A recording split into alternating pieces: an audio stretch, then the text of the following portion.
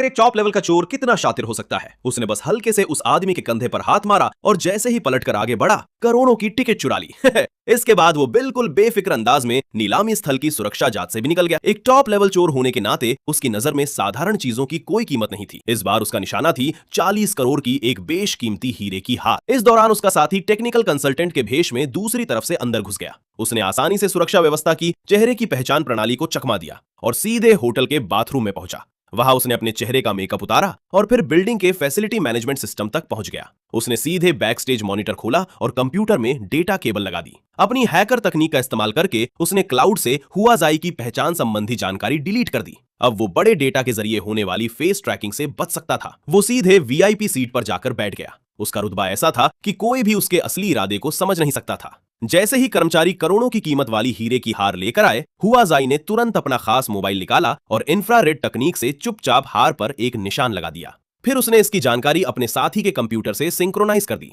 सारी तैयारी पूरी होने के बाद हुआजाई ने बाहर मौजूद अपनी महिला साथी को तुरंत संकेत भेज दिया। अचानक पूरा कार्यक्रम हंगामे में बदल गया। देखते ही देखते सैकड़ों शाकाहारी प्रदर्शनकारी हॉल में घुस आए और वहीं विरोध प्रदर्शन शुरू कर दिया। सुरक्षा कर्मियों ने तुरंत उस बेहद कीमती हार को एक तिजोरी में बंद कर दिया। इसके बाद कई बॉडीगार्ड्स की सुरक्षा में उसे सुरक्षित स्थान यानी मुख्य वॉल्ट में ले जाया गया। लेकिन उन्हें जरा भी अंदाजा नहीं था कि वे सीधे हुआजाई के जाल में फंस चुके थे।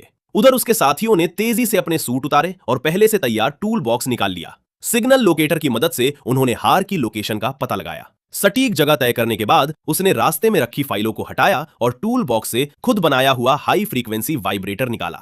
फिर दीवार के कोने पर जाकर उसने मशीन को दीवार के सामने पूरी ताकत से चला दिया। जैसे जैसे कंपन की फ्रीक्वेंसी बदलती गई, मजबूत दीवार की परतें धीरे धीरे टूटने लगी। उसका साथी तुरंत उस छेद से अंदर घुस गया। सिग्नल लोकेटर की मदद से उसने वॉल्ट के अंदर हीरे की हार की सटीक लोकेशन खोज ली। इसके बाद उसने डेटा चिप को तिजोरी में लगाया और एक छोटे एआई कंप्यूटर को चालू करके पासवर्ड क्रैक करना शुरू कर दिया।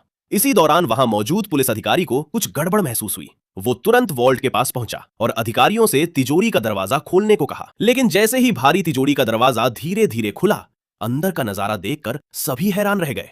वहां सिर्फ दीवार में बना एक बड़ा छेद था और कई खाली तिजोरियां थी। ये देखकर सुरक्षा प्रमुख के चेहरे का रंग उड़ गया। उधर हुआजाई चुपचाप मेहमानों वाले कमरे में पहुंच चुका था। उसकी नजर अब एक 30 करोड़ की हीरे की हार पर थी, जो उस समय एक खूबसूरत महिला के गले में थी। तभी हुआजाई ने बिना किसी को पता चले अपने पैरों के पास रखा स्मोक बम हल्के से दूर कर दिया। स्मोक बम तेजी से घूमने लगा और उससे घना सफेद धुआं निकलने लगा कि सुरक्षा कर्मियों के साथ वो महिला वहां से बाहर निकल जाए। जैसे ही उसकी सहायक ने देखा कि महिला के गले से हीरे की हार गायब हो चुकी है, तब तक हुआजाई वहां से आराम से